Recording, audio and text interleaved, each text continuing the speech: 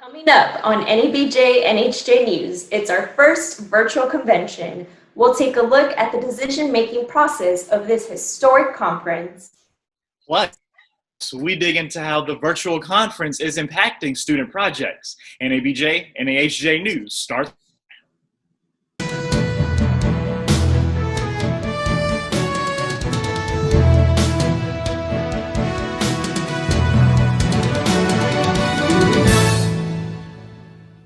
Welcome to the NABJ-NAHJ News. I'm Tyreek Wynn. And I'm Kimberly Cruz. Thank you so much for joining us. The 2020 NABJ-NHJ convention kicked off with a bang. There were warm welcomes from both presidents of organizations. Dorothy Tucker and HUGO BALTA greeted participants to their first ever virtual convention in an opening ceremony that was sponsored by Disney. Just 4 years ago, NABJ partnered with NAHJ in Washington, D.C. and planned to meet there again this year. But then the coronavirus pandemic took over.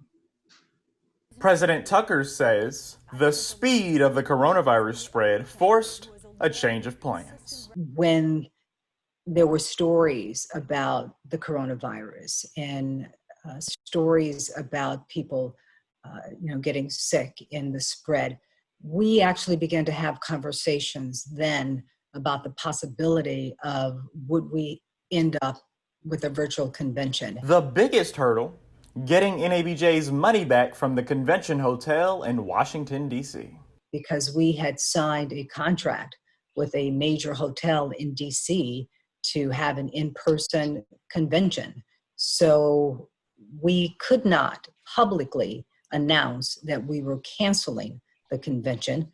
We had to continue down two roads and publicly kind of leave the question open about what we were going to do. But privately, we were negotiating an out with the hotel so that we could have a virtual, and primarily so that we would not be liable for $1.4 million. NAHJ President HUGO BALTA gives kudos to the NABJ-NAHJ staff. We're treading new ground here at NABJ-NAHJ. It's something we decided to do really late in the game. Usually it takes about a year to produce a national conference, even more so when you talk about a joint conference like the one we're hosting right now.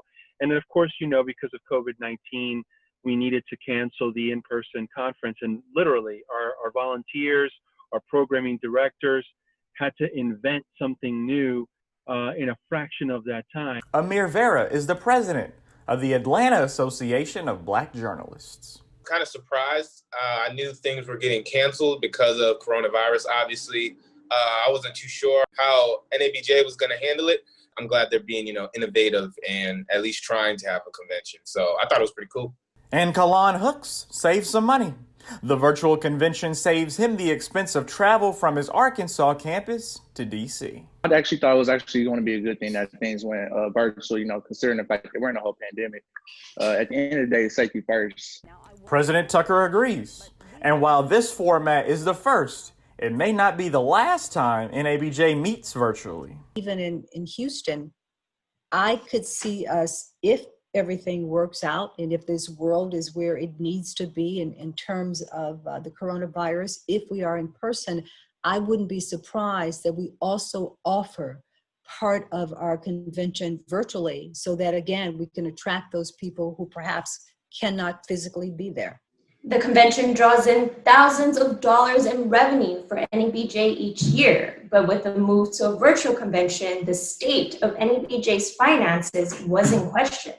Akela Garner says there may be good news on the horizon. The last time NABJ and NAHJ had a joint convention, the revenue pulled NABJ out of a $600,000 deficit. When COVID-19 put this year's convention in jeopardy, the association had to strategize to protect their primary source of income. We had no intentions of canceling the convention. Why would you cancel the convention when you can use technology that everybody uses anyway for things like that? And the decision to go virtual paid off. Unlike many organizations experiencing losses during the pandemic, NABJ projects a surplus of 30% more than they expected. The bottom line is that we're going to be just fine. In fact, I think our members will be pleasantly surprised. But getting to this point required critical decision-making. We had to have some intense and occasionally heart-to-heart conversations with hotels and so forth. The board had to renegotiate more than $1 million in contracts to avoid paying a penalty. I really don't want to go through that again. It was very, very, very, very, very unpleasant. With the money saved by going virtual, NABJ dropped convention rates to some of the lowest in recent memory. And with donations from sponsors and supporters, NABJ helped more than 130 members through their COVID-19 relief fund. Others, we paid for the convention because now more than ever before, they need to be there. You know, they need to be there to be able to find a job. To those who doubted NABJ would recover, the treasurer says, "We're going to prove you wrong, and we're still here, and we will be here." NABJ is already talking with hotels in Houston about a contingency plan for holding a virtual convention in case we cannot meet in person in 2021. Akayla Gardner, NABJ, NAHJ News. Planning for student projects proved to be a feat, but here we are. This fellowship allows for students like us to experience what it's like in a real-life newsroom. This year, just like the conference, we had to go virtual, but that did not stop us. Dr. SHEILA Brooks, the founder of Student Projects, said going virtual is a great thing and has this advice for our students. The best advice that I can give all of you is to be vigilant in your work, to be diligent in your work, and to learn as much as you can because we are digital. It's a whole new world out there. And those new opportunities in the newsrooms, those jobs are going to be in more demand than ever. And if you get the skills that you need now, and particularly in this experience, then I know that it's going to be the best experience that you could ever have.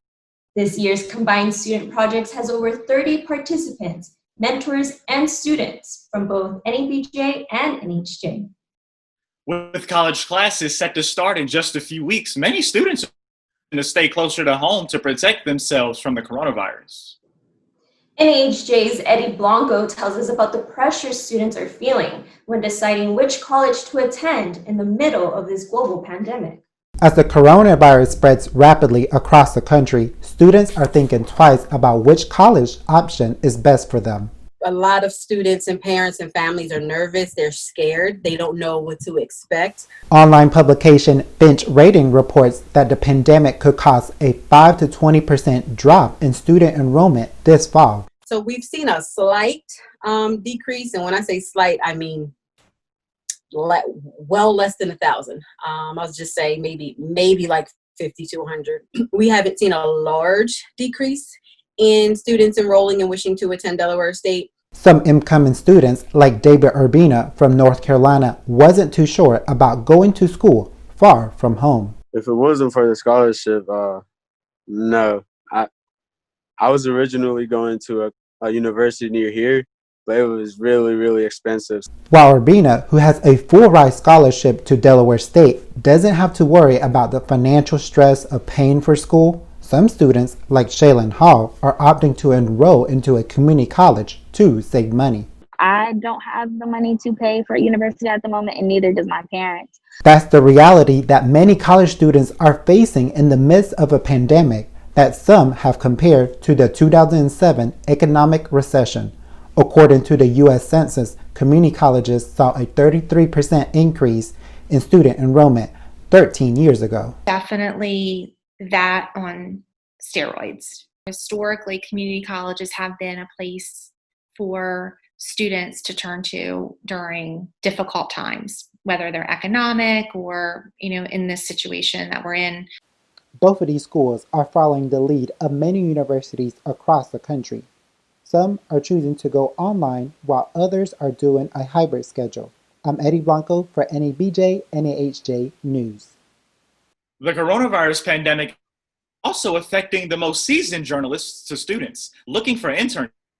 Like other positions in the news organizations across the country, internships were put on hold. According to a survey conducted by NABJ, 52% of its members have been affected by the virus.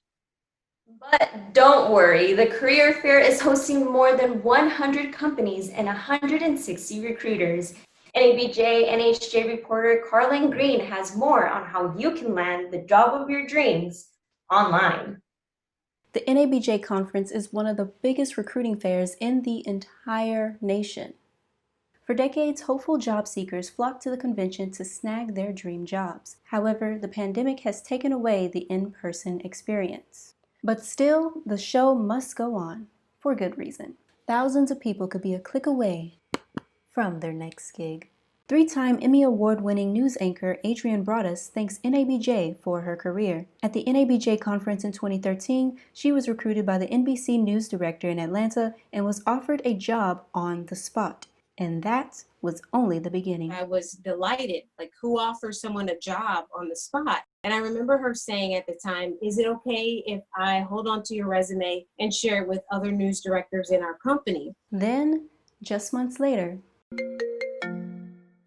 she got a call. I interviewed on the phone, believe it or not. I accepted the job and I've been here at CARE ever since. That was 7 years ago this week. Wow, that's crazy. Yeah, I love where I work. I'm sad to leave. I only have 2 more weeks here. But once again, my next opportunity, perhaps the biggest in my career, is all because of NABJ, because of a relationship that started during an NABJ conference in 2017. More than 80 companies are recruiting new talent this year. KAMARA DAUGHTRY is recruiting for the SINCLAIR broadcast group, hoping to find digital and social media talent. And part of her role involves sharing tips for those about to take on their virtual interview. The main thing that you need to always have ready are your writing samples, your reel samples. You need to have all of that together in a draft email ready to send out. Make sure that you test run your camera, that you test run your Wi-Fi connection. And for more information about what to expect during the career fair and convention, watch this tutorial on the NABJ headquarters YouTube channel to learn more. KALAN Green, NABJ-NAHJ News. Coming up next, the NABJ elections. Who are the candidates vying for office and why they say they deserve your vote? And presidential candidate Joe Biden stops by the convention for a chat with some of the organization's best journalists. Don't go anywhere. You're watching the NABJ-NHJ News. Stay with us. This season, 60 Minutes covered some of the most important stories of a generation about race. These cops need to know the difference between serving and protecting and not serving and killing. Immigration. I could still see my husband there, struggling, along with my daughter.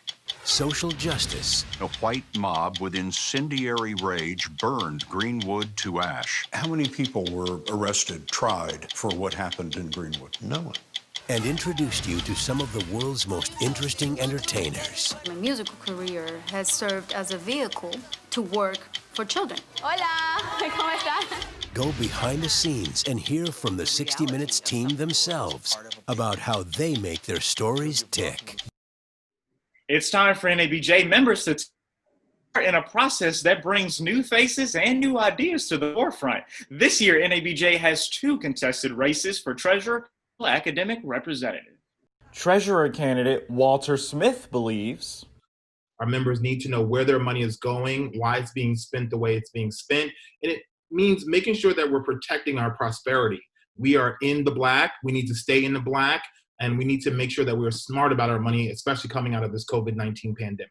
His opponent, Ernest Owens, says we need to look at our current spending habits and we need to really reprioritize our budget to make sure that we are saving money, but also being as accommodating and supportive to our various committees, task forces, organizations that call on us. It's a 3-way contest for academic representative. Russell Motley says, I want to raise the visibility of this position, raise the visibility of the academic members to make sure that NABJ knows that we're valuable and we have value to the organization. JARRAD Henderson states, I feel like the academic membership and a representative represents not only our educators in terms of best practices, finding opportunities for them to publish their research and to find opportunities to work with students, but also to make sure that students have an opportunity to really fully realize the potential of their academic education. And Milbert Brown says, so really what I'm trying to do is really support educators. I want to strengthen their teaching skills, their research, and also at the same time mentor students. All 5 candidates campaigning virtually. Virtual campaigning. And so Zoom has been my best friend, as well as sending emails. I've been just making a lot of phone calls, a lot of Zoom interviews, a lot of dropping into meetings. Go to the website and look at that. And it has all my information, my platform. I'm trying to make phone calls, man, talk to people, let them know what the platform is. So I really have to rely heavily on social media to meet people who are not necessarily digitally inclined. With less than 90 days until the November election, Democratic presidential nominee Joe Biden made an appearance at the convention where he was pressed by reporters from NABJ and NHJ about his race for the White House. Here's a snippet from that interview. Have you taken a cognitive test? No, I haven't taken a test. Why the hell would I take a test? Come on, man. What do you say to President Trump, who brags about his test and makes your mental state an issue for voters? Well, if he can't figure out the difference between an elephant and a lion, I don't know what the hell he's talking about. But I mean, I'm so forward looking to have an opportunity to sit with the president or stand with the president in debates. The Democratic National Committee announced Wednesday that Joe Biden will no longer travel to Milwaukee to accept the presidential nomination in person due to the coronavirus. Instead, he will accept it in his home state of Delaware. That full interview will be available online on the convention website. Still to come, we now learn how sports leagues are adapting to COVID-19 during this pandemic. Also, words of encouragement from Triple Threat Jennifer Lewis. Stay with us. You're watching the NABJ-NAHJ News. There's a lot more to the technology that Visa is working on than the payments. Looking at wearables, virtual reality, different cars. When I joined Visa, I had this expectation of what it would be like to work in a big company, but in reality, it feels like a startup within the company. It's very exciting.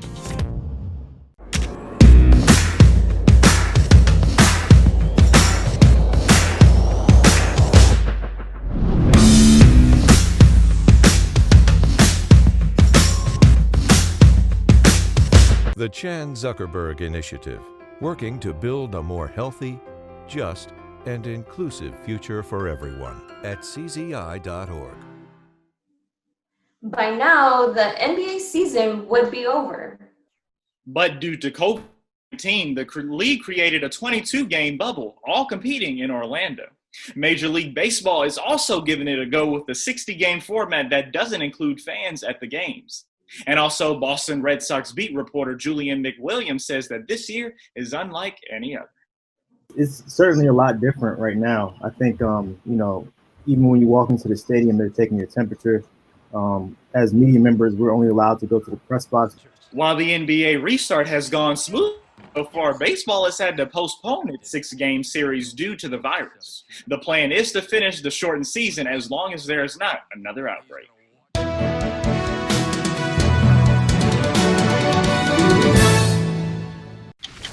This season, 60 Minutes covered some of the most important stories of a generation about race. These cops need to know the difference between serving and protecting and not serving and killing. Immigration. I could still see my husband there, struggling, along with my daughter. Social justice. A white mob with incendiary rage burned Greenwood to ash. How many people were arrested, tried for what happened in Greenwood? No one. And introduced you to some of the world's most interesting entertainers. My musical career has served as a vehicle to work for children. Hola, ¿cómo estás? Go behind the scenes and hear from the 60 Minutes team themselves about how they make their stories tick.